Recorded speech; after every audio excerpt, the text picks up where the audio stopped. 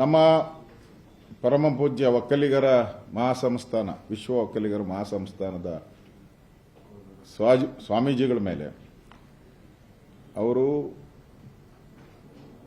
ವಕ್ಫ್ board ಇಡೀ ರಾಜ್ಯದಲ್ಲಿ ಸುದ್ದಿಯಾಗಿರ್ತಕ್ಕಂಥದ್ದು ಕಳೆದ 2 ತಿಂಗಳಿಂದನೂ ಕೂಡ ದೊಡ್ಡ ಸುದ್ದಿಯಾಗಿ ಹೋರಾಟಗಳಾಗಿ ಕೇಂದ್ರದ ನಿಯೋಗ ಕೂಡ ಬಂದು ರೈತರು ಸಂಕಷ್ಟದಲ್ಲಿರುವಂತಹ ಸಂದರ್ಭದಲ್ಲಿ ಮಠ ಮಂದಿರಗಳ ಆಸ್ತಿ ಲೂಟಿ ಆಗ್ತಾ ಇರುವಂಥ ಸಂದರ್ಭದಲ್ಲಿ ಸ್ವಾಮೀಜಿಯವರು ಅವರ ಭಾಷಣದಲ್ಲಿ ಅವರು ಮುಸಲ್ಮಾನರ ಬಗ್ಗೆ ಮಾತಾಡಿದ್ದಾರೆ, ನೋವಿನಿಂದ ಮಾತಾಡಿದ್ದಾರೆ. ಅಂದರೆ ಇಷ್ಟು ಅನ್ಯಾಯ ಆಗ್ತಾ ಇದೆ, ಅದನ್ನು ತಡಿಬೇಕು ಅನ್ನೋ ದೃಷ್ಟಿಯಿಂದ.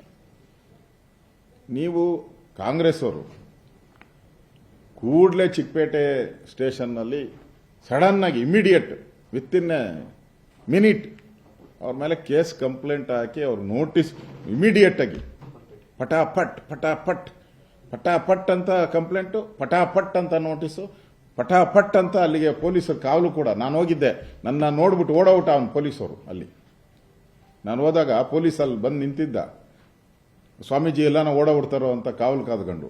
ನಾನು ನೋಡಿದ ತಕ್ಷಣ ಅಲ್ಲಿಂದ ಕಾಲ್ ಕಿತ್ತು ಮನುಷ್ಯ.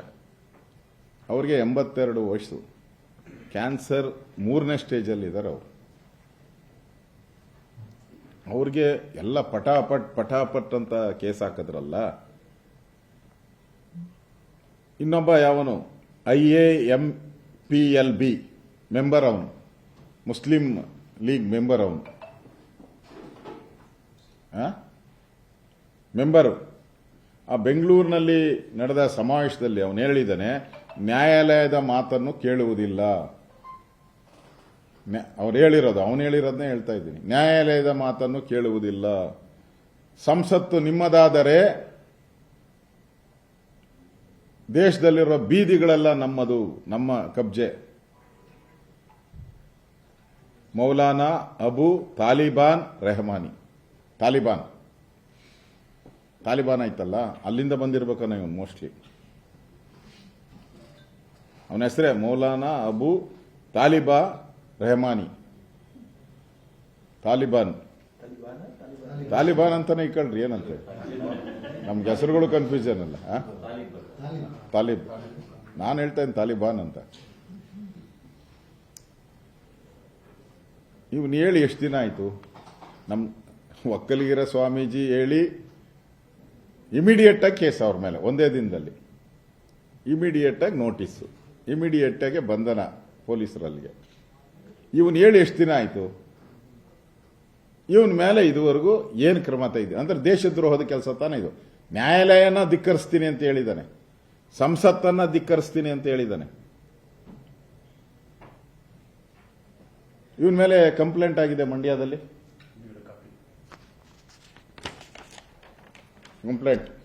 ಕಂಪ್ಲೇಂಟ್ ಆಗಿದೆ ಇವನ ಮೇಲೆ. ಸನ್ಮಾನ್ಯ DK ಶಿವಕುಮಾರ್ ಅವರೇ, ನಿಮ್ಮ ಬ್ರದರ್ ಬಗ್ಗೆ ನಿಮ್ದು ಯಾಕೆ ಇಷ್ಟೊಂದು ಪ್ರೀತಿ? ಕುಕ್ಕರ್ ಬ್ರದರ್ಸ್ ಅವ್ರ ಬಗ್ಗೆ ನಿಮ್ ಪ್ರೀತಿ ತಾನೇ ಇದು? ಒಕ್ಕಲಿಗರ ಬಗ್ಗೆ ಆದ್ರೆ ಇಮಿಡಿಯೇಟ್ ಆಕ್ಷನ್, ಪಟಾಪಟ್. ಇವ್ರ ಬಗ್ಗೆ ಕುಕ್ಕರ್ ಬ್ರದರ್ಸ್ ಬಗ್ಗೆ ನೋ ಆಕ್ಷನ್. ಇದಕ್ಕೆ ಉತ್ತರ ಹೇಳ್ಬೇಕಲ್ಲ ನೀವು ಕಾಂಗ್ರೆಸ್ ಅವರು. ಏನು ಚಲುವರಾಯಸ್ವಾಮಿ ಅವರು ಹೇಳಿದ್ದೆ, ಎಲ್ಲ ಮಂತ್ರಿಗಳು ಅಶೋಕ ಬೀಡಿ ಸೇದ್ಬಿಟ್ಟು ಬೆಂಕಿ ಇಡ್ತಾರೆ ಅಂತ. ನಾನೇನು ಬೀಡಿನೂ ಸೇದಿಲ್ಲ, ಸಿಗರೇಟನ್ನು ಸೇದಿಲ್ಲ. ಮುಂದಕ್ಕೆ ನಾನು ಸೇದ್ಬೇಕನ್ನೋ ನೋಡೋಣ ಗೊತ್ತಿಲ್ಲ. ಸೇದಿಲ್ಲ, ಬೀಡಿನೂ ಸೇದಿಲ್ಲ, ಸಿಗರೇಟ್. ನಾನು ಬೆಂಕಿ ಇಡಕ್ಕೆ ಹೋಗ್ತೀನಂತೆ. ಇದನ್ನ ಯಾಕೋ ಇವರು ಬೆಂಕಿ ಹಿಡಿದಿರ ಇವರೇನು ಐಸ್ ಹಾಕ್ತಾವ್ರ? ಇವನ್ಯಾರು ತಾಲಿಬಾನ್, ಮೌಲಾನಾ ಅಬು ತಾಲಿಬಾನ್ ರೆಹಮಾನಿ, ಇವನೇನು ಬೆಂಕಿ ಹಿಡ್ದಿರ ಏನು ಐಸ್ ಸ್ನೋ ಆಗ್ತಾ ಇದ್ದಾನೆ ಎಲ್ಲ ಕಡೆ ಹೋಗಿ? ಸ್ನೋಮ್ಯಾನ ಇವನು? ನಮ್ಮ ಸ್ವಾಮೀಜಿ ಬಗ್ಗೆ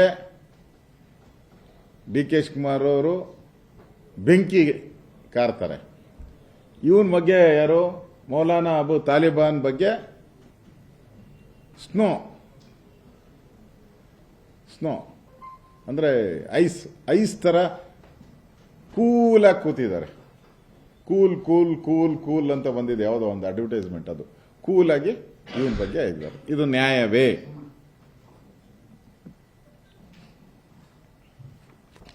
ಇನ್ನೊಂದು ಬಹಳ ನಮ್ಮ ಸ್ವಾಮೀಜಿ ಅವರ ಹೇಳಿಕೆಯನ್ನು ತಾವು ಒಪ್ತೀರಾ ಅಥವಾ ವಿರೋಧ ಮಾಡ್ತೀರಾ? ಮುಸ್ಲಿಮರಿಗೆ ಮತದಾನ ಹಕ್ಕನ್ನು ನಿರಾಕರಣೆ ಮಾಡಬೇಕಂತ ಅವ್ರ ಹೇಳಿಕೆ. ಅದರ ಬಗ್ಗೆ ಅವರು ಕ್ಷಮಾಪಣೆಯನ್ನು ಕೇಳ್ಬಿಟ್ಟಿದ್ದಾರಲ್ಲ.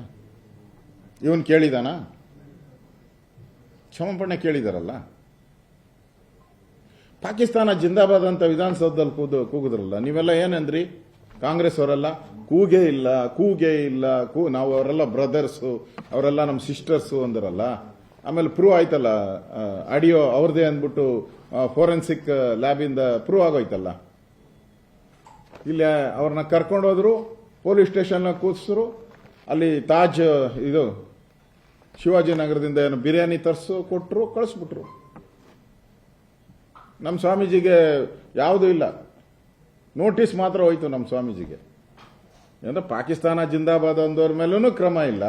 ಇವನು ಸಂವಿಧಾನ ನ್ಯಾಯಾಲಯಕ್ಕೆ ನಾನು ಬೆಲೆ ಕೊಡಲ್ಲ ಅಂದೋನ್ ಮೇಲೂ ನಿಮ್ ಕ್ರಮ ಇಲ್ಲ. ಅಂದ್ರೆ ಏನು ನೀವು ಯಾರನ್ನ ಓಲೈಕೆ ಮಾಡ್ತಾ ಇದ್ದೀರಾ ಅನ್ನೋದು ಇದರಿಂದ ರಾಜ್ಯದ ಜನತೆಗೆ ಅರ್ಥ ಆಗ್ತಾ ಇದೆ. ನಾನು ಹೇಳಿದ್ನಲ್ಲ, ಅವ್ರು ತಪ್ಪು ಕ್ಷಮಾಪಣೆ ಕೇಳಿದ್ದಾರೆ ಅಂದಮೇಲೆ ತಪ್ಪಾಗಿರೋದಕ್ಕೆ ಕೇಳಿದ್ದಾರೆ ಅಂತಾನೆ ಅರ್ಥ.